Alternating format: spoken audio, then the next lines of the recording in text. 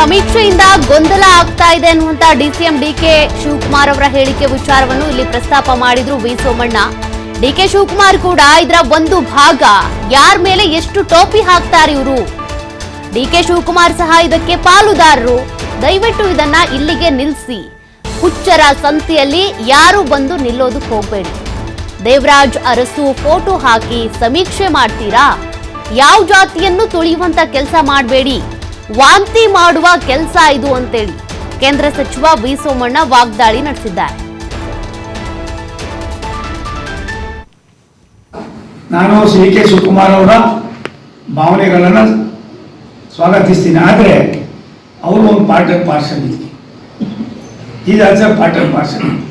ಒಬ್ಬ ಪ್ರಭಾವಿ ಡೆಪ್ಟಿ ಮುಖ್ಯಮಂತ್ರಿ, ಡೆಪ್ಟಿ ಚೀಫ್ ಮಿನಿಸ್ಟರ್, ಇವೆಲ್ಲವೂ ಕೂಡ ನೀವು ಗಮನಕ್ಕೆ ತರದೆ ಮಾಡ್ತಾರೆ ಅಂದರೆ ಅದಕ್ಕೆ ಇನ್ಯಾರ ಮೇಲೆ ಟೋಪಿ ಹಾಕೋದು, ನಿಮ್ಮ ಹೈಕಮಾಂಡ್ಗೆ ಎಷ್ಟು ಟೋಪಿ ಹಾಕ್ಬೋದು, ಏನು ಮಾಡ್ಬೋದು?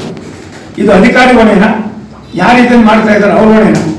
ನಾನು ಶಿವಕುಮಾರ್ ಅವ್ರ ಮಾತು ಒಪ್ಕೋತೀನಿ, ಆದರೆ ನಂದ್ಬಿಟ್ಟು ನಾನು ಹೇಳಿದಾಗ ನೀವು ತಪ್ಪಿಸ್ಕೊಳ್ಳೋಕ್ಕಾಗೋದಿಲ್ಲ.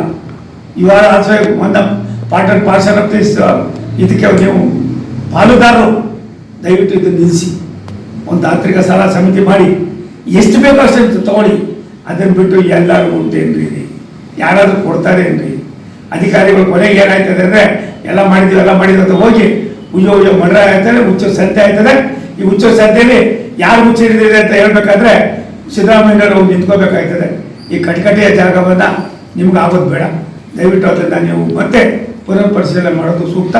ಈ ಒಂದು ವರದಿ ಏನಿದೆ, ದೇವರಾಜ ಅರಸು ಫೋಟೋ ಹಾಕೊಂಡು ಮಾಡ್ತಾ ಇದ್ದಾರಲ್ಲ, ಇದಕ್ಕಿಂತ ಹೇಳುವಾಗ ಮತ್ತೊಂದಿಲ್ಲ.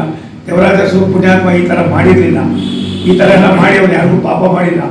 ಕೆಲವು ಉಳುವವರಿಗೆ ಭೂಮಿ ಅನ್ನೋದನ್ನು ಕೊಟ್ಟು ಒಂದು ಕ್ರಾಂತಿ ಮಾಡಿದ್ರು, ಹಿಂದುಳಿದ ವರ್ಗದವರಿಗೆ ಒಂದು ಒಳ್ಳೆಯ ಸಂದೇಶ ಕೊಟ್ಟರು. ಅದನ್ನು ಬಿಟ್ಟು ನೀವು ಮೇಲ್ವರ್ಗಕ್ಕೋ ಇನ್ನೊಬ್ಬ ವರ್ಗಕ್ಕೋ ಕೆಲವೇ ಜಾತಿಗಳಿಗೆ ಎಲ್ಲ ಒಂದು ಕಡೆ ತುಳಿಯೋದಕ್ಕೋಸ್ಕರವಾಗಿ ಇಂಥ 60-65 ಪ್ರಶ್ನೆಗಳು ಕೇಳಿ ತಲೆ ಕೆಟ್ಟೋಗುವಂಥ ಮಾತುಗಳನ್ನ ಆಡಿ, ಅದು ಇದನ್ನು ನೀವು ವಾಟ್ಸಪ್ಪಲ್ಲಿ ಮಾಹಿತಿ ತಗೋತೀವಿ ಅಂದರೆ ನಾಳೆ ಬೆಳಗ್ಗೆ ಒಂದಷ್ಟು ಡಿಲೀಟ್ ಮಾಡಿದ್ರೆ ಮುಗಿದೋಯ್ತು. ಏನಿದೆ ಅದರೊಳಗೆ? ಪೇಪರ್ ಏನಾದರೂ ಇದ್ದರೆ ಅಟ್ಲೀಸ್ಟ್ ಒಂದು ಪೇಪರ್ ಇರ್ತದೆ, ಮಾಹಿತಿ ಸಿಗ್ತದೆ.